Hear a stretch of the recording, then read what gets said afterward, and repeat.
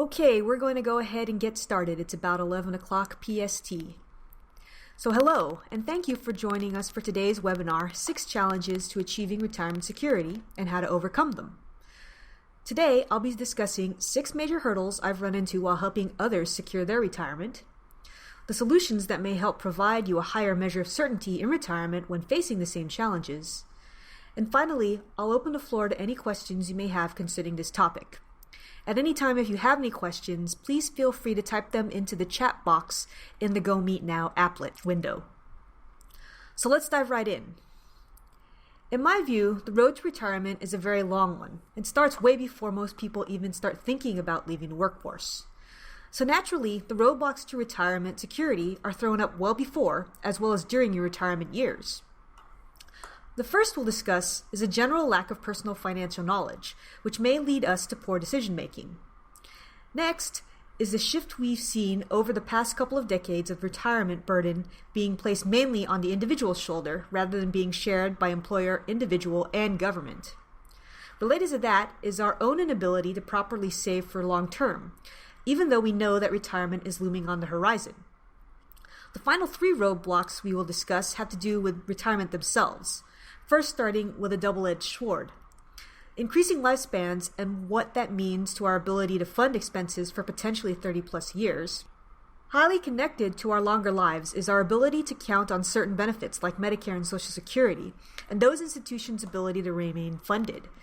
More importantly, how to factor these benefits into your own retirement plan. And finally, the ultimate worry in most retirement plans funded by an individual's savings. What will the investment market's effect be on our ability to secure our retirement? Starting back at the beginning of the road, and our general lack of personal financial education. Why does this even matter? Well, in life, it's often true that what you don't know will in fact hurt you. This is especially true for personal retirement security. Some of the greatest aids to retirement security are actually time and forethought. Small savings over time that grow into large nest eggs from which to draw income later in life, and a thoroughly thought-out plan to ensure your security throughout your lifetime. Unfortunately, the lack of knowledge has translated to complacency. A recent survey done by the National Association of Personal Financial Advisors found that 40%, close to half of Americans, have given little to no thought to financial planning for retirement. A general lack of knowledge also means we may be led to make decisions that are detrimental to long-term retirement security. One good example of this is the seemingly simple choice one can make about when to take Social Security. Without really investigating the impact taking your benefit early at full retirement age or waiting until age 70 will have to your overall plan, you may be unknowingly making a regrettable decision. So what's the solution to this? Simply doing exactly what you are right now by tuning into this webinar, which is increasing your education on the subject, because the more you know, the better prepared you'll be. The younger we can start educating everyone on the simplest of personal financial concepts, budgeting, the power of savings and compounding interest, the healthier all of our own potential financial futures can be. And beyond those simple personal financial concepts, strive to improve your knowledge or partner with a trusted expert that can guide you through those simple key decisions that will directly affect your retirement. As I said originally, time and forethought really are the friends of retirement security. When you work to educate yourself, the planner becomes that a plan is necessary to get where you want to get for retirement, and studies agree. When you plan, half of Americans grab themselves peace of mind and feel like they're saving enough for retirement. On to roadblock 2, a situation those of you who are currently working or had been working in the past decade are aware. With more companies abandoning pension plans, individuals must pick up the slack when it comes to securing their own retirement income. In fact, nearly half of today's current retirees are solely responsible for generating their retirement income, whether it be from savings or continuing to work part-time. While we used to think of retirement income as built on a 3-legged stool, nowadays that stool is missing a leg and we have to fill the gap. What this boils down to is the best solution to this challenge is to make savings and investing a priority. And the earlier you do this, the better off you'll be. Remember, time is a friend to retirement security. More and more companies have replaced pension plans with 401ks. For most people, this will be the main vehicle through which they will save for retirement. Make participating in a company plan a priority. And when you do so, make sure you're contributing enough to get all the company's matching contributions if offered. No sense in leaving free money on the table. Whenever possible, max out your contributions to a company plan. For 2016 401k plans, this is $18,000 for those under age 50 and $24,000 for those 50 and over. If that's not possible at the beginning of your career, set a plan in motion that helps you increase your contributions over time until you max out. If you don't have access to a company retirement plan, open up an individual retirement account, usually referred to as an IRA. This allows you to contribute up to $5,500 annually if you're under age 50 and $6,500 if you're age 50 and older. The ability to save comes easier when you're living within your means. Again, this is when forethought is your retirement's friend, as budgeting and planning help you figure out where you need to go a lot easier than just winging it. But all that saving will do you no real good unless you're investing appropriately. One concept most people understand about investing is that there's a correlation between risk and reward. The more risk you take, the higher potential reward or return. The opposite, greater loss, is also true. The key to remember here is your time horizon. Make sure your risk capacity, in other words, your ability to take a loss, fits with your situation in life. You're less able to afford losing big the closer you are to retirement, and even in retirement, so make adjustments to your investing as appropriate. The next roadblock is the equivalent of shooting yourself in the foot, though at times it is an unfortunate necessity. An alarming amount of non-retired Americans, 48%, look at their retirement account as a major source of income, even though they're not retired. This leakage of what is supposed to be your retirement security in the future means lost opportunity for growth potential as savings, and can put your retirement plans in jeopardy. So what can you do to overcome the temptation of dipping into your retirement funds? Remember when I mentioned back in the beginning that increasing your knowledge of personal finance is the great starting point to a more certain retirement? One of the most important lessons you can learn early is that you should spread your savings so you don't have to rely on your 401k as a source of income before retirement. If you allow your long-term savings to grow rather than cash out of a retirement plan, your future self will thank you for the boost in income.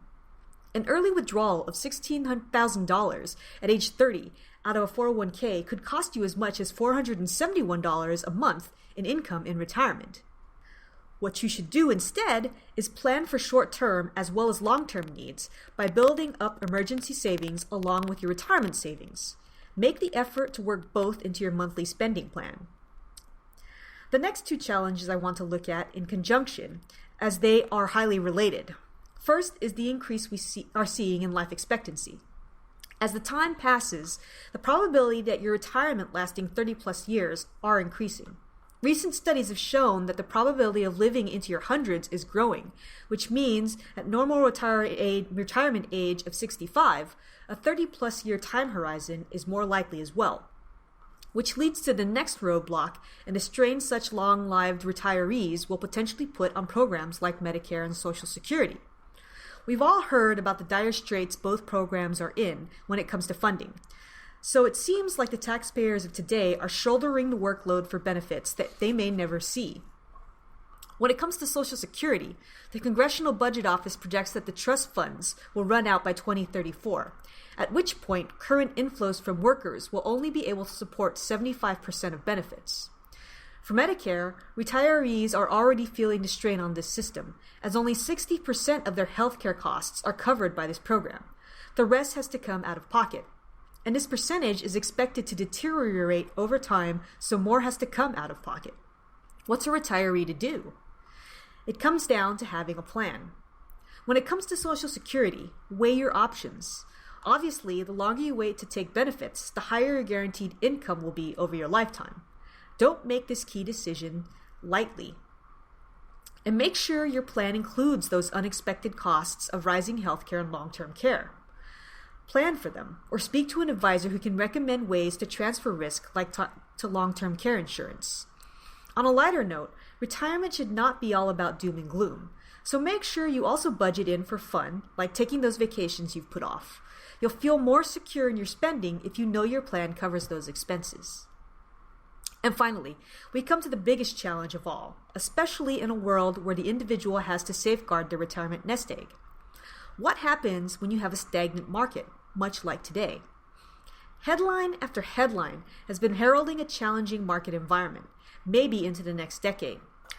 As John Bogle, noted expert, put it, a combination of low yields and unsustainable earnings growth can be the killer blow to what investors have come to expect as average returns. In the face of such a challenge, what should you do about your retirement plan?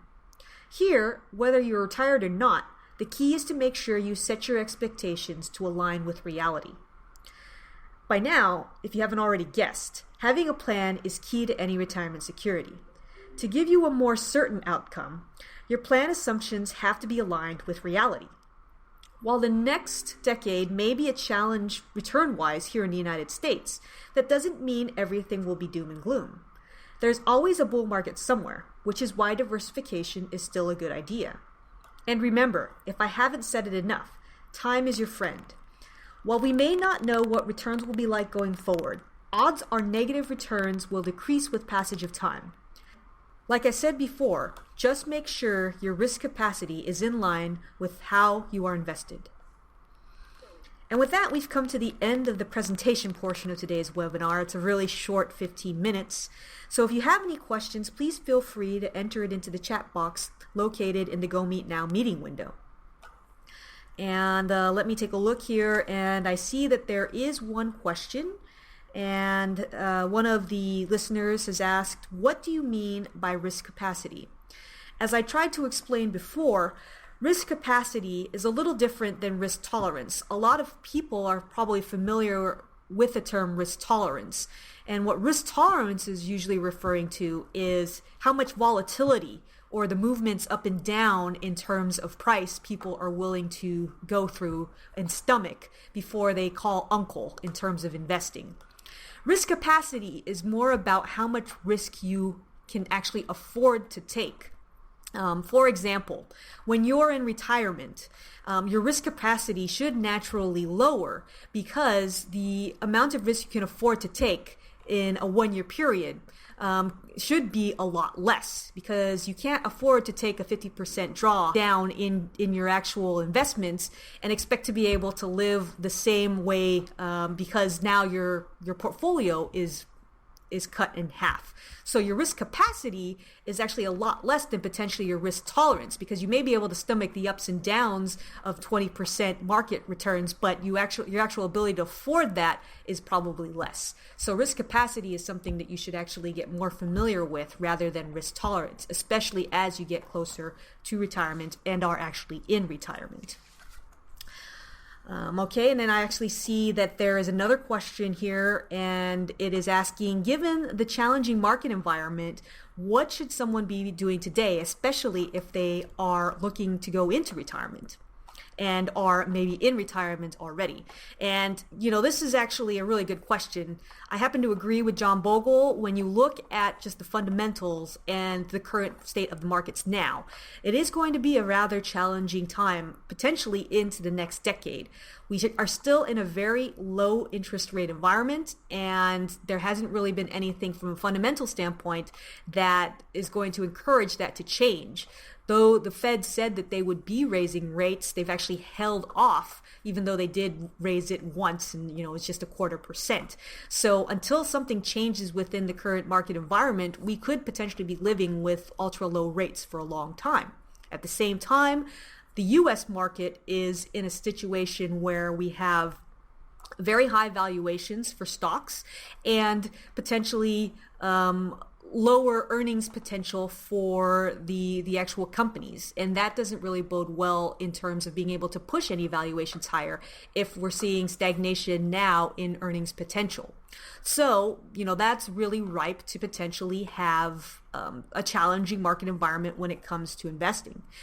What that will translate to is people who are retired or just getting into retirement, where what they expect from their portfolio in terms of income, it needs to really align with those expectations. But I think that you can find opportunities within the market that can help you stave off some of the challenges that will be within the U.S.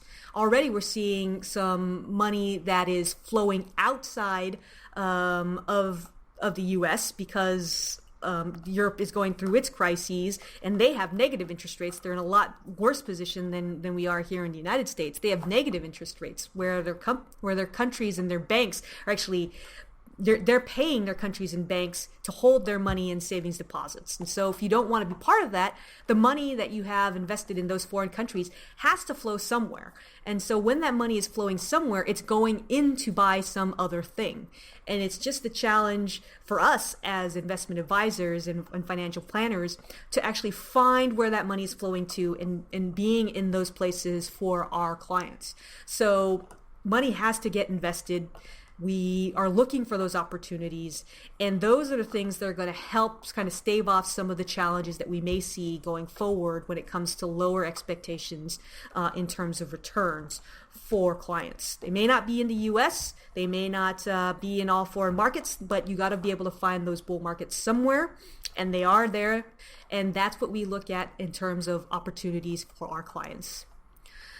Okay, and it looks like there are no further questions. So with that, I think I will end the webinar. I thank you for attending today, and we'll be going ahead and posting this webinar later on this week so that anyone who might have missed it can go ahead and listen in. And just to let you know, part of what we were going to do is just continue the education for people out there, because we realize that it is very important that people know about these topics and educate themselves. And so we are going to be to do this on a monthly basis. So stay tuned, and we'll also be sending out any of the future webinar topics. So please feel free to go ahead and jump onto those if and when they become available. With that, I will say goodbye and hope you have a good rest of your Wednesday. Thanks for listening.